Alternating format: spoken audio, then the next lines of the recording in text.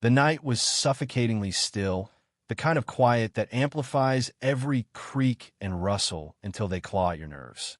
Margaret Ellison stood frozen on her back porch, her breath shallow, her pulse hammering in her ears. The flashlight in her hand trembled, casting erratic beams across the yard. She'd spent a decade perfecting her sanctuary of blooming azaleas, a hand-built pergola draped in wisteria, and a small fountain that burbled softly on better days. But tonight, something was wrong. Horribly wrong. A sickly green glow seemed to pulse from beneath a garish yellow tarp sprawled across her lawn, a tarp she'd never seen before. The air carried a stench sharp, chemical, like burnt rubber and decay that made her eyes sting and her stomach lurch. She took a hesitant step forward, her slippers sinking into the damp grass. And that's when she saw it. A VY scouse, blackish ooze seeping from under the tarp's edge, glistening like oil in the moonlight. Her keys slipped from her hand, clattering onto the wooden deck. This wasn't an accident. Someone had VY at her home. Margaret, a retired librarian in her late 60s, had always found solace in order-alphabetized bookshelves, color-coded garden plans, a life meticulously curated after years of raising 2 children alone. Her home in Willow Creek, a tidy suburban enclave, was her pride, her refuge after decades of hustle. The backyard, especially, was her masterpiece. She'd spent countless weekends planting rows of azaleas along the cedar fence, installing a bubbling fountain, and even building a small VY aerie for finches that chirped her awake each morning. It was her reward for a life of quiet perseverance. But now, staring at the alien tarp and its toxic cargo, she felt that peace unraveling, replaced by a gnawing dread that someone or something had targeted her. The trouble began subtly, a week earlier. She noticed faint tire tracks gouged into the soft earth near her side gate, too wide for a lawnmower, too deep for a stray delivery truck. She dismissed it as a careless contractor, maybe someone working on the neighbor's sprinklers. Willow Creek was that kind of place: manicured lawns, nosy retirees, and a homeowners association, HOA, that ruled with an iron grip. Paint your mailbox the wrong shade of beige? Expect a fine. Plant a tree without a permit? Prepare for a lecture. Margaret had always towed the line, paid her dues, and kept her yard pristine to avoid their wrath. But the tracks nagged at her, a splinter in her mind she couldn't ignore. Then came the tarp. It appeared overnight, a screaming yellow eyesore dumped near her fountain, half covering her prized azalea bed. She'd approached it cautiously that morning, assuming it was a prank or a neighbor's misplaced debris. But the ground beneath it was slick, coated in a dark, syrupy sludge that reeked of chemicals. Her finches, usually a chorus of cheerful trills, were silent, their VY eerily still. She'd backed away, heart pounding, and called her closest neighbor, Clara Nguyen, a no-nonsense accountant who'd lived across the street for a decade. Clara had squinted at the tarp from her porch, her arms crossed. "That's not normal, Maggie," she'd said, her voice low. "You need to call the HOA." Now, Margaret did just that, marching to the HOA's officia squat, beige building beside the community tennis courts with her phone full of photos. The staffer, a bored 20-something named Tyler, barely looked up from his computer. "File a complaint online," he muttered, handing her a crumpled flyer about the upcoming block party. She pressed him, her voice sharp with indignation, but he just shrugged. "Board's in charge. I don't know nothing." Frustrated, she emailed the HOA board that night, attaching images of the tarp, the sludge, the tire tracks. She demanded answers.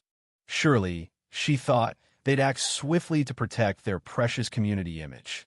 Days passed. Silence. The tarp remained, a taunting fixture in her yard. Her azaleas began to droop, their leaves curling as if poisoned by the fumes. Clara stopped by, her face tight with worry.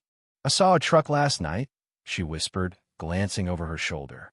"Big, unmarked, idling by the cul-de-sac at 2 a.m. It didn't look right." Margaret's unease deepened. She'd heard whispers about the HOA's of backroom deals, favoritism towards certain contractors, but she'd never paid them much mind. Her days were filled with tending her garden, volunteering at the library, and caring for her elderly cat, Whiskers. Now, though, those rumors felt less like gossip and more like a warning. Unable to sleep, Margaret decided to investigate. Under the cover of darkness, she donned rubber gloves and a painter's mask she'd found in her garage. Armed with a flashlight and a mason jar, she crept in her yard, her heart thudding so loudly she feared it might betray her. The stench hit her like a wall, even through the mask's acrid metallic wrong. She lifted the tarp's corner, gagging as the sludge shimmered in the beam of her light. It wasn't just liquid. It was speckled with silvery flecks and clumps of reddish grit, like something dredged from a factory's underbelly. She scooped a small sample into the jar, sealed it tightly, and retreated indoors, her hands shaking. Whatever this was, it wasn't lawn waste. It was dangerous. The next morning, she drove 3 hours to a private lab she'd found online, a nondescript facility tucked behind a strip mall.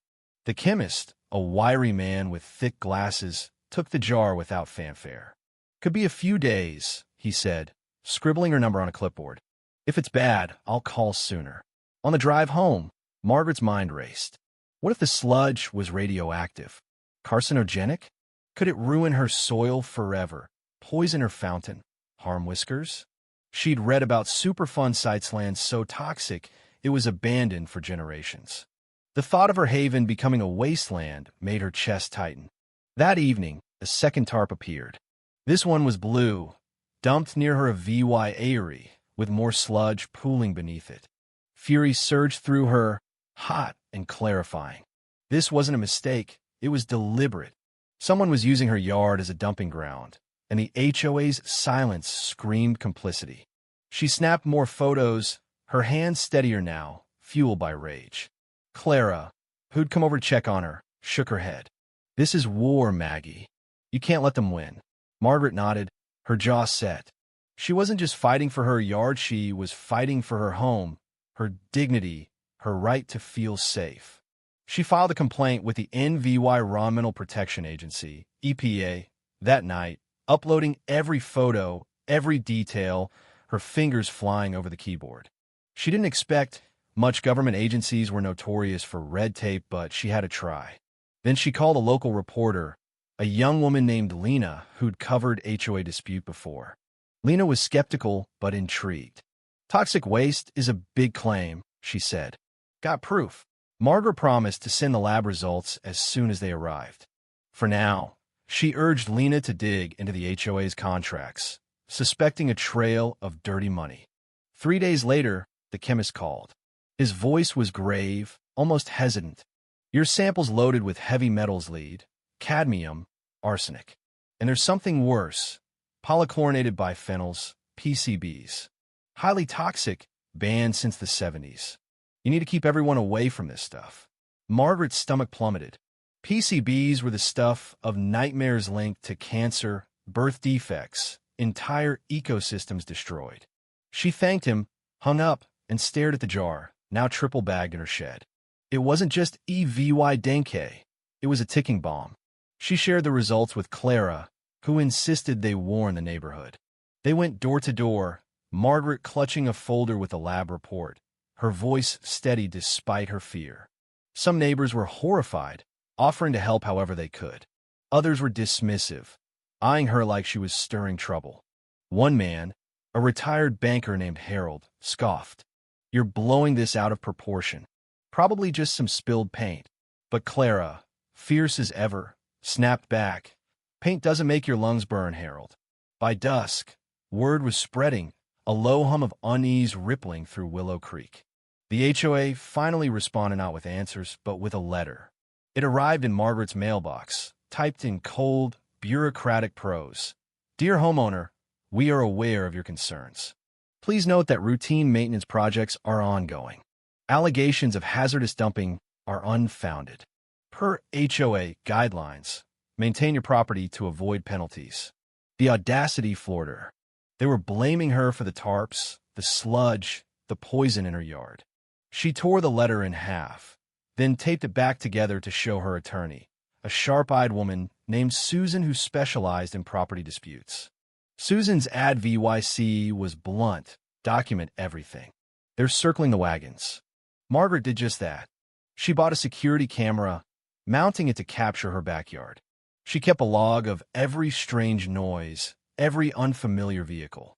One night, her camera caught a grainy image of a truck box seat, unmarked, creeping past her gate at 3 a.m. The footage was blurry, but it was something. She sent it to Lena, who was now sniffing around the HOA's financial records, chasing whispers of a contractor named Pinnacle Way Solutions. They're small time, Lena said over coffee. But they've got ties to some shady operations. Keep pushing, Maggie. The EPA called a week later, a miracle in itself. An agent named Carla, her voice clipped but kind, said they'd received her complaint and wanted to inspect the site. Margaret nearly wept with relief. 2 days later, a team arrived, 4 agents in navy polos, armed with sample kits and grim expressions. They cordoned off her yard, collecting soil, water, even air samples. Carla asked pointed questions about the HOA, the tire tracks, the tarps. Margaret laid out her suspicions, her voice steady despite the knot in her chest. I think they're cutting corners, she said.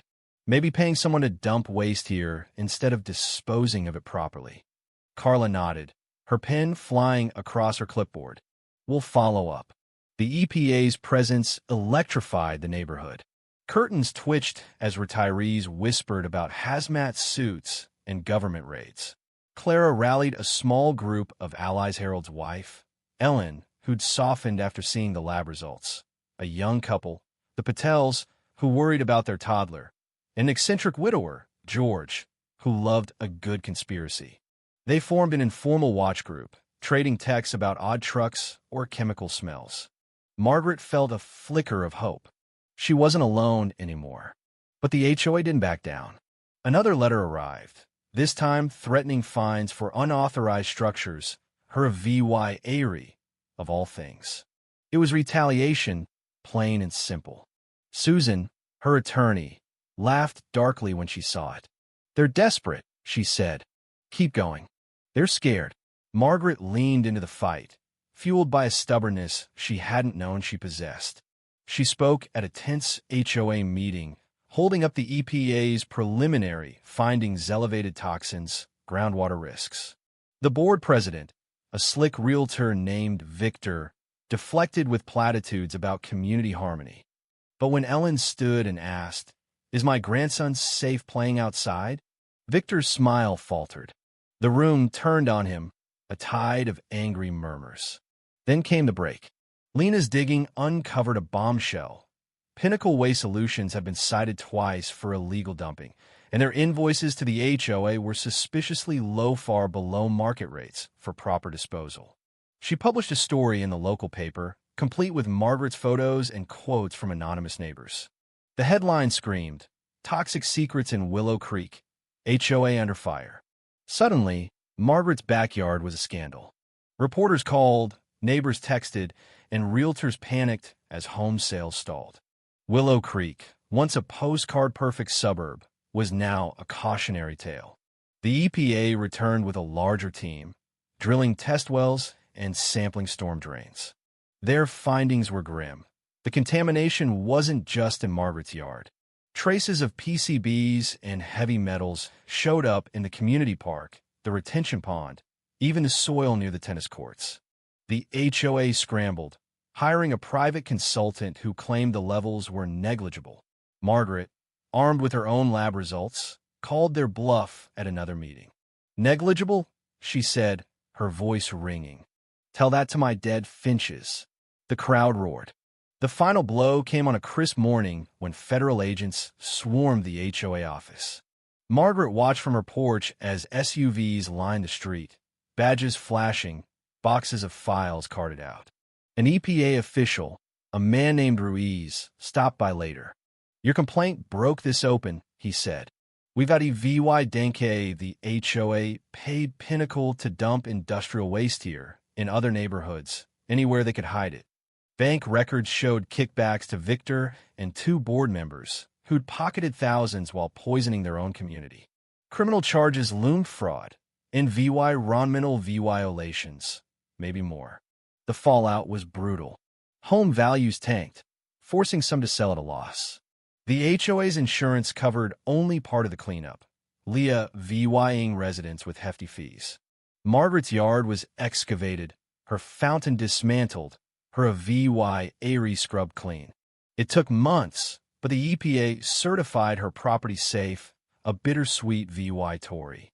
She replanted her azaleas, restocked her fountain, and built a new VY Airy, though the finch's songs felt quieter now. Willow Creek changed. Victor and his cronies faced jail time, their smugness shattered. A new board rose, transparent and chastened, vowing to rebuild trust. Neighbors banded together, sharing stories of loss and resilience. Margaret, once a quiet retiree, became a reluctant hero. She spoke at town halls, her voice steady, urging VY vigilance. "This was our home," she'd say. "We fought for it. Don't let anyone take yours." Today her yard blooms again, vibrant and alive. But she keeps the EPA's letter framed by her door, a reminder of the battle, the poison, the triumph. Every so often, she catches a neighbor glancing at the grass, fear lingering in their eyes. Trauma fades slowly. Yet when Margaret tends her azaleas, the sun warm on her back, she feels a quiet strength. Her backyard is hers again, reclaimed through grit and truth. And no tarp, no sludge, no HOA will ever take that away. If you were the one in this story, how would you react? Would you stand up and fight back, or accept the unreasonable pressure and control from the HOA? Share your thoughts in the comments below. And don't forget to subscribe, like, and share this VY Deo with more people. Your small action gives us the motivation to keep bringing you more intense and engaging stories. Thanks for watching, and we'll see you in the next VY Deo.